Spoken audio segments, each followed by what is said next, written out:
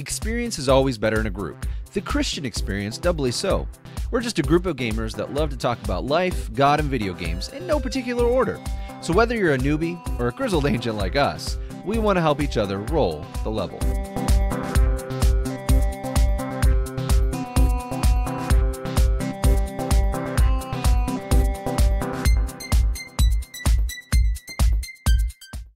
Hey everyone, and welcome to another episode of Roll the Level, where we are going to have a conversation about life, God, and video games in no particular order. We are one person shy of our group here this morning, but Matt and I are here with you. Poor Sarah. I feel bad. She's like super sick right now. Oh no. I know. I texted her this morning. I was like, "Hey, how you doing?" She's like, "I am super sick, but I could try." And I'm like, "No, you need to rest, friend." So she is death. Yeah, she was in pretty rough shape. So she's out this week, but rest assured, she is resting as much as she can to kind of get back on her feet. So it's good. Great. Yeah, and if you're the praying type, you can be praying for her because she could definitely covet those prayers. So be good. I was just about to say that, man. Like, hey, be praying for Sarah because she definitely needs it today. So we're gonna be kind of filling the space here, like we have any problem with talking. I struggle so much with that. The struggle. I'm riding the struggle bus right now. I think 18 years of friendship has taught us how to talk with each other. So truth. I think we're gonna be good. I think we're gonna be good. So today, Matt, I have a question for you. Yeah, man. What has been a time in gaming where you have been called upon to do something uncomfortable or to play a different role in the experience? Man. So we're gonna kick it back to what? It's probably circa 2006, 2005, I think. I had been playing World of Warcraft with my dear best friend Damien. That would be me. And I've been playing a druid. I rolled a druid out of the gate, which back in vanilla was probably the dumbest move ever. Well, wait a minute. That would make you the dear best friend. That's true. It's true. It's so true. Although were we deer back then? No, we were only cheetahs back then. That's true. That's true. But it's true. I mean, yeah, arguably you're right. But anyway, so way back when in vanilla, I played a feral druid, which I like to call the ADD druid. Because I would do everything from spot healing to boomkinning to feral, little cat DPS all in one shot. Because I'm ADD and there's so many buttons to click. It was beautiful. But then BC came out.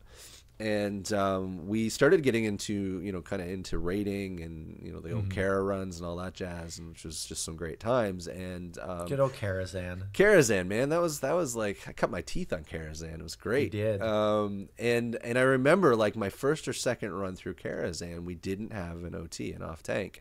And I remember the raid going like, "Hey, you're a druid, you're Pharaoh. Why don't you tank for us?" And I'm like, "Cool. What's that mean?" So it's like this like throw you in the deep end, trial by fire of like OTing Karazhan in my scrub deep skier. Right. And it was uncomfortable is an interesting word. That doesn't scratch the surface of how I felt that first time when you've got a whole raid relying on you.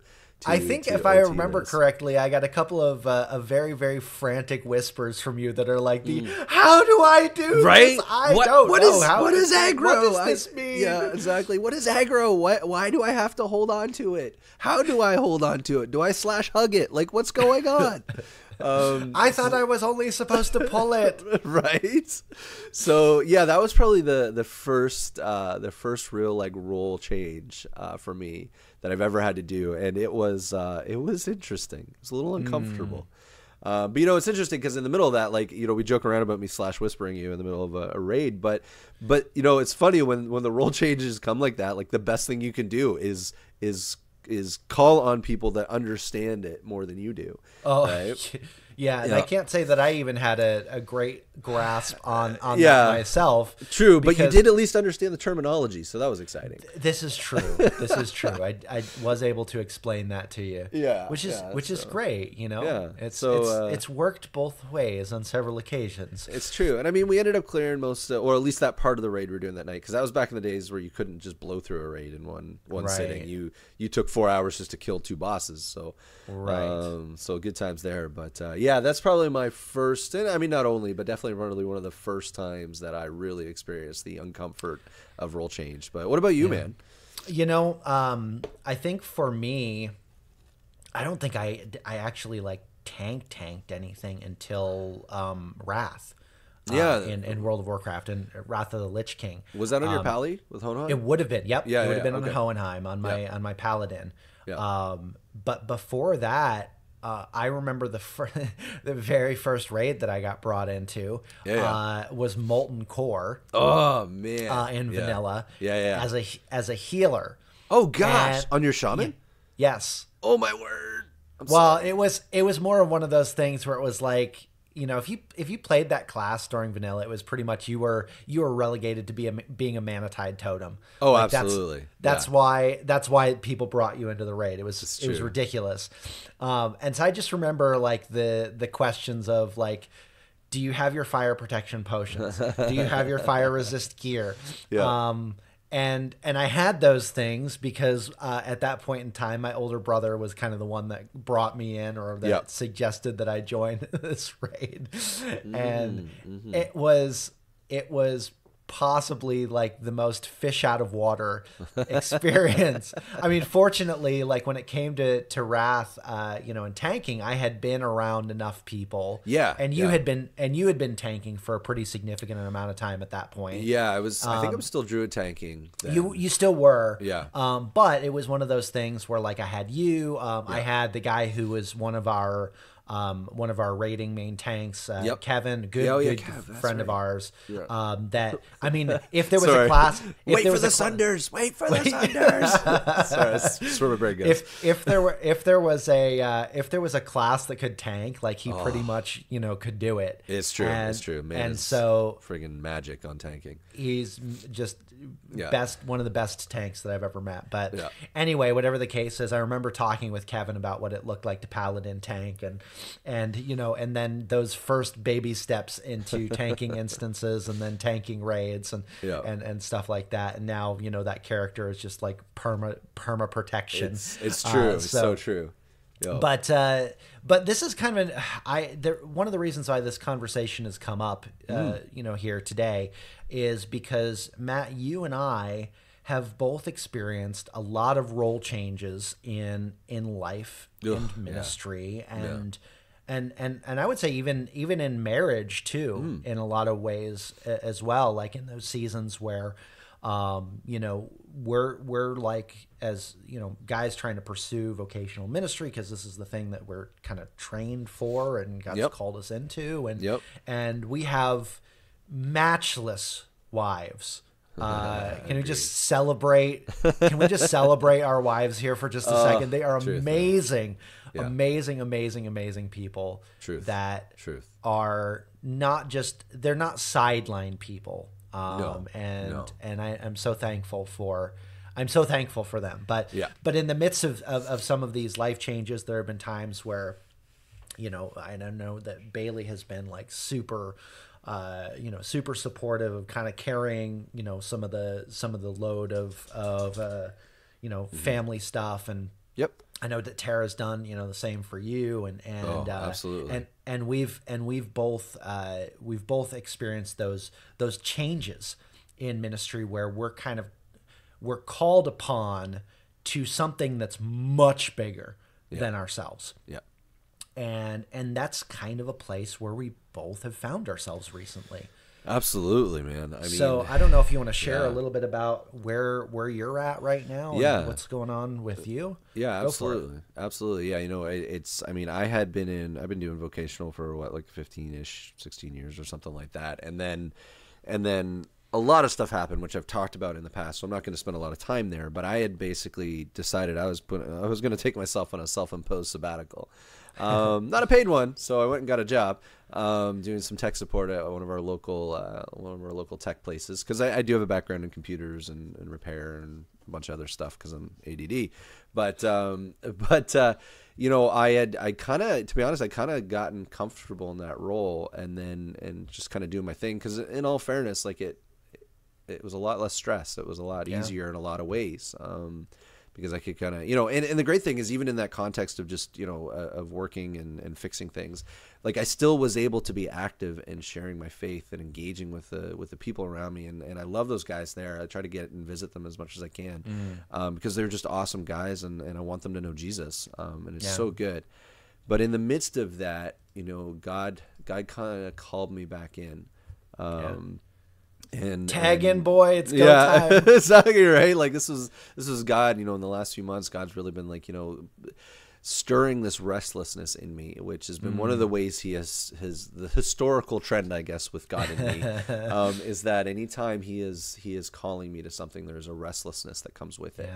That kind of preemptively, he kind of preempts that with this restlessness. And so, a few months ago, I really sensed God was like, okay, I'm stirring something in you because there's a thing coming.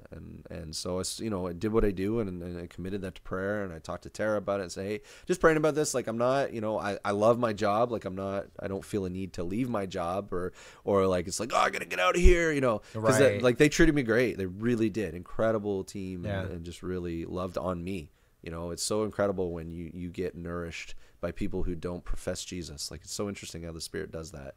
He still uses the people around you, which is another conversation for another time. But in the midst of that, God kind of called me back into ministry and opened up a very unique door into ministry and a role that I'm looking at and going, God, I don't even know how this is going to work.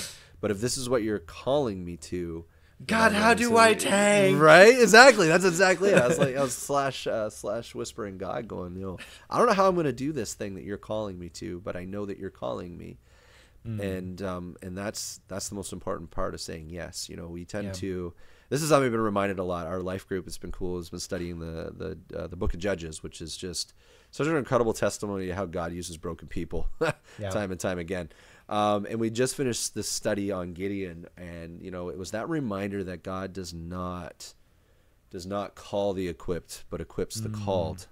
And it's so easy to look at the thing God is calling you to and say, God, I can't do that, because the reality is, you're right, you can't. Right. I think of Moses, and Moses is like, God, I can't speak. He's like, no, I know you can't, but you're still doing it. I'm still calling you. I'm still going to bring the people. I'm still going to do the thing for you. Yeah. And that's kind of the point, right? If we could do it all, why would we need God? And so in this position, I find myself, it's a very different type of thing. Like it's almost something like you would find. It's this really unique blend of like facility management and shepherding and pastoral care, which is a very weird combination of things, right? You're going, what? Right. And even the lead pastor, when he and I were having this conversation, he's like, he says, it's funny, like we went to, because I'm going to talk for a few minutes. I apologize. Go for it. Context is king. So, I'm in a church setting where our church functions because of our incredible volunteers. Like we have 200 plus volunteers that just do all of the things. Like we don't. It's amazing. Yeah, it's an incredible. Like God has just blessed us in incredible ways, and I don't want to take that for granted, and I don't want to take them for granted because they're amazing. But I mean, like as an example, we don't have a youth pastor, but we have almost 200 youth. Wow. And they are being shepherded and pastored, and like they do accountability, and it's just this incredible thing. But it's all run by these incredibly high functioning volunteers who just love Jesus and get that serving is the only way to stay selfless. And it's the only way to stay focused on kingdom. And that's a huge thing right there. Isn't it? That statement of of service. I want to focus in on that. Yeah. You're good. That you said service is the only way to keep yourself from being selfish. Service is the only way to stay selfless. Service is the only way to stay selfless. Okay, yeah. Okay, service is the only way to stay selfless. It's interesting. I actually preached this last week. Yeah. And I'll go into this here in just a minute here, but in the message that I was preaching, there's this passage in John chapter 6 where people are just loving, the dinner and a show that Jesus is, with him, feeding the masses and performing miracles and stuff like that. I mean, he's like literally the dinner in a movie, the first century. Dinner and he's dinner theater in the first century. And so there's this moment in John 6 where everybody's following him and they're begging for more bread, they're begging for more of a show, and Jesus kind of begins this really, really hard teaching in the midst of this, and there was this gluttonous expectation that the people had, to the point where they're straight up Jesus, just never stop giving us this bread, just never stop doing this, Jesus, you just keep doing your thing, and it's gonna be so good, and we're gonna be so fat and fed, and it's gonna be awesome, just dance, monkey, dance. And in the midst of this, Jesus kind of he sets this thing up where he's like, oh man, you guys just don't get it, do you? I'm gonna give myself up. I'm gonna go from here, and the only way that you're gonna experience life is if I am the source of your life, and the only way to get over those expectations, because we have the same expectations too, right? I want my program. Everything. Yeah. I want my programming. I want my music. I want my church experience tailored to me. Yeah. And where I'm at, and I want Jesus a la carte. Yeah. And so the only way to really get over that is to really just kind of recognize that all of this, all of this isn't for me. Yeah. It's not for us. All that we do as Christians isn't for us. It's not for our sole benefit and our glory. Yeah. I wish I knew who said this, but there's a kind of a saying that the church is the only organization that exists for those who don't yet belong to it. Yeah. And that goes back into that service mindset of Absolutely. Hey, God has given me gifts and abilities and interests and passions for things that ultimately are meant to glorify Him and point other people to Him. Absolutely. And so again, going back to that, service is the only way to stay selfless, man. Dude, I didn't mean to derail your thoughts there, but you're good. It's such a good thing. No, it is, and it's funny because all you just said, that's what our volunteers get, and it's reflected in the baptisms and the conversions and in these incredible freedom stories of people who go through this process of just letting go of sin and embracing God, and it's incredible. Yeah. And so all that to say, we have this very unique setting, and when they were looking to hire, because for the amount of people we have, we really do need more staff. Instead of going the route of, we need a pastor for this or a pastor for that, they actually just asked the people that were serving, hey, what do you guys need? And just the best, right? So, and what came out of that was, we love what we do. We love our ministries. We love how we're investing. We love how we're pouring in. But man, we just need someone to support us, to come alongside us. And don't get me wrong, the pastors are doing that, but they're also doing all of the other things. Right. And so the idea was we need someone that can really just focus in on that element. Sure. And who can take on, so that's the shepherding part. So I have this incredible job where I get to pour into people who just pour into people. Which is totally your jam. Yeah, and I get so jazzed just talking about it, because that's that is where I thrive and love to be. And then there's this other element where we are constantly growing, and it's awesome, and it's all because of what God's doing. We were in staff meeting. It really is. We were in staff meeting the other day, and just that reaffirmation. You know what? The reality is, this is only because of God. But it is a very good problem to have, where we don't have enough storage, we don't have enough space. We're maintaining these grounds with 200 volunteers. we need someone to just oversee all of that. And somebody make sense of the chaos. Exactly. And so like they have this, so they walk away from this meeting with all these volunteers and they're going, we're never going to find anybody that has that type of background. It's like we're looking for somebody who does auto mechanics and plant husbandry. Right? Exactly. And so God, and just his incredible foresight, obviously, because he's God and he sees it all at the same time, and we can talk about Trinitarian time later, but just God being who he is and knowing all things, like I look at my life and how just crazy it seems, the different positions I've been in and the jobs I've had, and on this whole time God going, no, there is a call on your life to be in ministry. Yep. And I'm going, God, it doesn't make sense. And then boom, here's this job, and I'm going, oh, that makes sense. I see what you did there. I see what you did there. And so I find myself in this position that I'm going, God, like, I don't know what I'm gonna do here, but I know that you are much bigger than me, and that you have just put me in this position for a reason, and that you are going to equip me, right? Going back to Gideon and talking about Gideon, I mean, he was hiding in a hole, thrashing wheat in a wine press because he was scared of a group of people. And in that hole, in his cowardice, God addressed him as a mighty warrior. Yeah. Right? Like, just sit on that for a minute. Think about that for a second. Like, that is incredible that God looks at this man in a hole, hiding in a hole, and says, hey, you're going to be a mighty warrior. Right? And Gideon's like, what? Who? You must mean someone else, right? Yeah. Are you talking to the guy in the next hole over? Right? Because it's so true. It's so not true. me. Yeah. And the beauty in that is that, like God calls him out, and eventually he answers it's so important in that story that you see like his cowardice come out time and time again. Right? Because it points back to how awesome God is, and how, like, even once he finally says, okay, God, after testing him a couple times, like, all right, I guess you're probably for real here on this.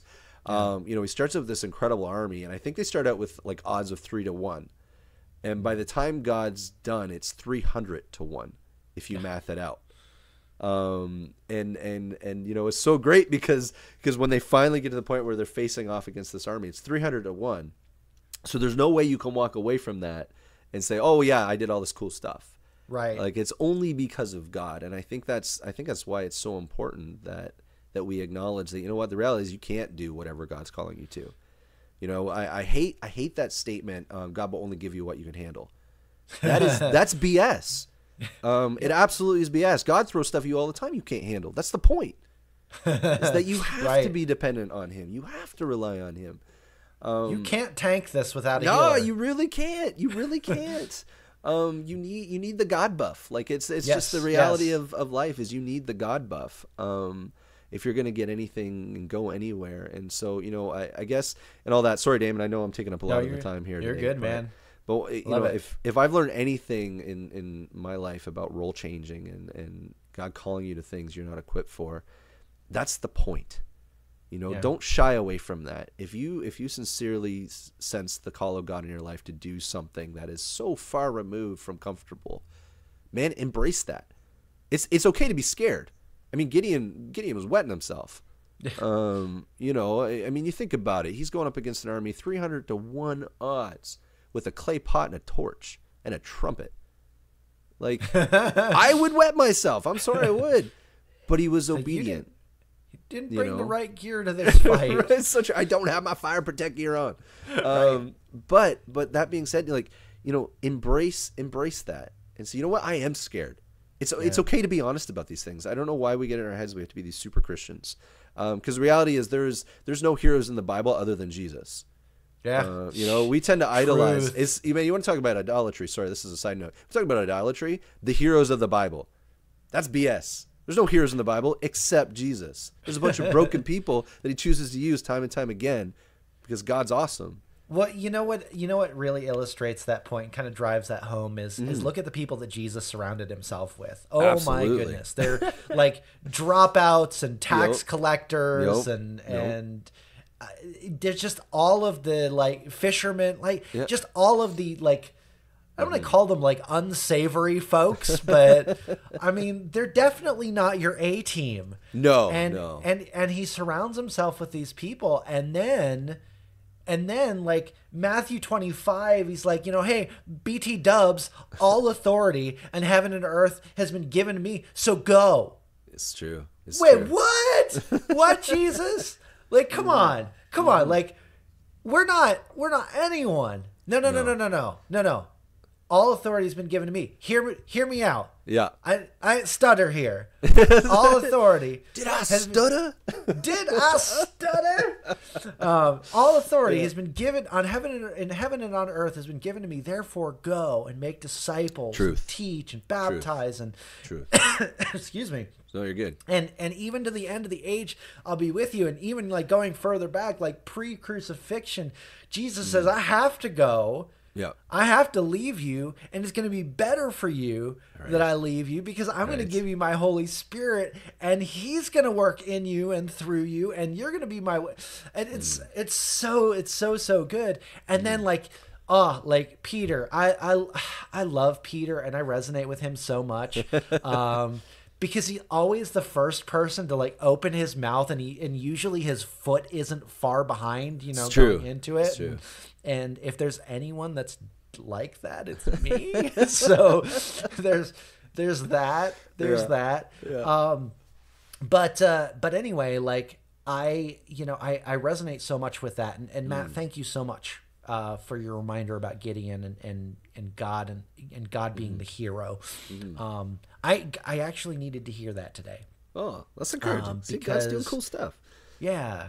Because I've got some scary things on my horizon right now. You do. For the last couple of months, I've actually been preparing for a sabbatical. I've been preparing to take a couple of months off and really kind of get my head and my heart wrapped around, what God has for us as kind of a next step in ministry and marriage and family relationships and stuff like that. And in the midst of that, there is a calling out, and it's scary.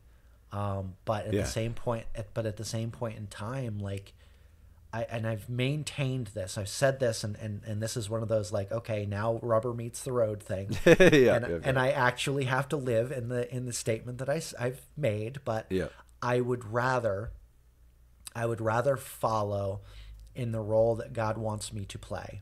Yeah. And be in the place where His Spirit is leading than to try to do things on my own strength, because I can fake it, right? We all have skills and abilities and stuff where we can fake it for a while, kind of like your first foray out in tanking, where it's like, okay, I've got some skills, I can pull a couple of mobs and hold them as long as somebody's healing me, but it's not until like you put your full dependence on who God is and recognize, okay, God has always called us to Himself first. Yeah. And if we follow that first, and not lean on our own understanding or what we think makes sense, and not lean on our own skills,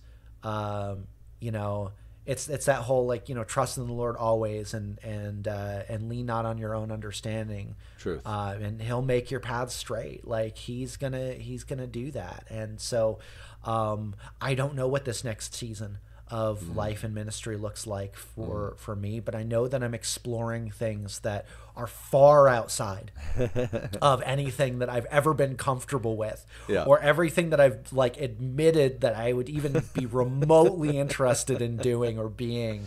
And it's scary, but it's exciting and it's good and it's challenging. And I recognize that I am, man, if Jesus doesn't show up in the midst of this, I'm ruined, and that's not a bad place to be. No, it's we have that promise, right? That He does go with us. Yeah, absolutely. So that's the beauty. It's not just you out there by yourself going, oh crap. Yeah. What do I do now? Right. But you have that promise that He goes with you, and that man, like, people all the time will talk about like, oh, I don't know what's that, and there's this worry that they associate it with, and it's good to clarify that there's a difference between like just, yeah, this is kind of a scary thing because if God doesn't show up, I'm pooched. Right. But we don't have to live in fear. Right. Because God is with us. God goes with us, and we have that incredible promise of that. And and even on this next phase of your journey, like we were talking before we started recording, like I'm not even like worried. And I know it's not my life, but I'm not worried for you because I know God, and I know the truth of His Word, and I know the promises of His Word, and I know that they're true. Yep. And I trust Him with you, if that makes any sense. And I know that makes God's sense to me. Yeah, exactly, right? And I know God is doing incredible things, and I can look at my own life as a testimony to the truth of His Word. And so, so it's good. Anyway, sorry, I'm all over the place today. No, you're good, man. It's one of those things where it's something that intellectually I have a grasp on because this is not my first rodeo in being, exactly right, in being in places like this, nor yours. And so, but it's always good to have those reminders and those touch points of okay, I have to remember that, God is, a loving Heavenly Father that takes care of His kids. That is a true statement. Absolutely. That Jesus has all authority on heaven and earth, and He has commissioned us to go, whatever that looks like. And that He's going to be with us in the midst of that. True. And 3, I walk in the assurance that God has placed His Spirit in me, and that He's already given me everything that I need to take the next right step. And that He's going to give me everything that I need, and He's going to equip me for whatever the journey is ahead. Whether that is something in pastoral ministry, a new role of new adventure in pastoral ministry. Whether that's something in a completely different industry, or whether that's creating something completely new and different. I know those are the 3 things that I have the assurance in, because I know who my God is. Exactly. And that's such a beautiful place to be. Like, even if you don't know what's next, know who you are and know whose you are, and those things really help set the stage for next. Where I think this is a really, really good place for us to go ahead and wrap up our conversation here today. So Matt, thanks so much for being here. And thank you guys for taking some time to listen. Maybe you have a story of your own of a time where you didn't know what you were doing, and God came through for you, or maybe you find yourself in a position where you're making some of those scary steps, and you don't know what's next. So we hope that within this conversation that there's something that was both encouraging to you and hopeful to you, and that also challenges you to cling deeper to who God is. Really take some time to listen to His voice in the midst of these situations. And let us know if we can be praying for you or along with you in this. We want to be able to do that. Please reach out to us on Facebook. You can also email us, rollthelevel@gmail.com, or reach out to us on Twitter @rollthelevel. But anyway, we look forward to our next conversation about discipleship, life, God, and video games on the next episode of Roll the Level.